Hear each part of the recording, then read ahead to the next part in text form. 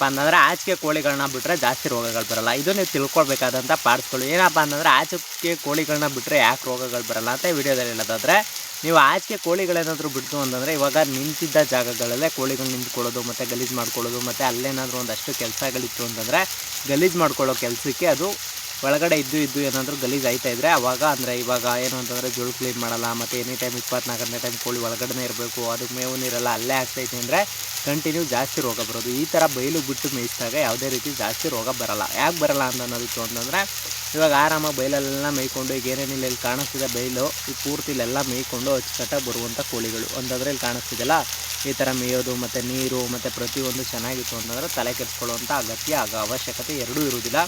ಅಚ್ಚುಕಟ್ಟಾಗಿ ಈ ಥರ ಬೈಲಲ್ಲಿ ಮೇಯ್ಕೊಂಡು ಮತ್ತು ನೀಟಾಗಿ ಮೇವು ನೀರು ಮತ್ತು ಹಸಿರು ಮೇವು ಅಂದರೆ ಇಲ್ಲಿ ಕಾಣಿಸ್ತಾ ಇದೆ ನೋಡ್ರಿ, ಇಲ್ಲೊಂದು ಪರಂಗಿ ಮರ ಬಿದ್ದೋಗೈತೆ, ಇಲ್ಲಿ ತೋರಿಸ್ತಾ ಇದ್ದೀನಿ ಜೂಮ್ ಹಾಕಿ. ಈ ಪರಂಗಿ ಮರ ಬಿದ್ದೋಗಿರೋ ಹಸಿರು ತವಿಂದಿರೋದು ಪ್ರತಿಯೊಂದನ್ನು ಮೇಯ್ಕೊಂಬರುತ್ತೆ. ಆ ಥರ ಮೇಯ್ಕೊಂಬಂದು ಅಚ್ಚುಕಟ್ಟಾಗಿತ್ತು ಅಂತಂದಾಗ ಕೋಳಿಗಳಿಗೆ ರೋಗ ಲಕ್ಷಣಗಳು ತುಂಬ ಕಡಿಮೆ.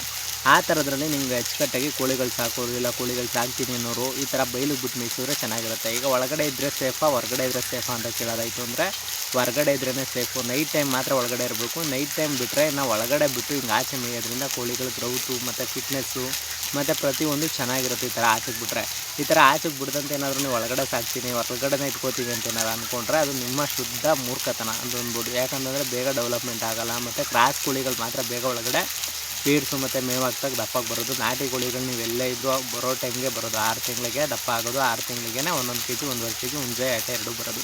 ಅಲ್ಲಿಗಂಟ ಡೈರೆಕ್ಟ್ ಯಾವುದೇ ಕೋಳಿನೂ ಬರೋಲ್ಲ. ಅದಕ್ಕೆ ಎಲ್ರಿಗೂ ಹೇಳ್ತಾ ಇರೋದೇನಪ್ಪ ಅಂದರೆ ಆಚೆಗೆ ಬಿಟ್ಟು ಸಾಕಿ. ಆಚೆಗೆ ಬಿಟ್ಟು ಏನಾದ್ರು ಸಾಕಿಲ್ಲ ಅಂತಂದರೆ ಪ್ರಾಬ್ಲಮ್ ಆಗುತ್ತೆ ಫ್ರೆಂಡ್ಸ್.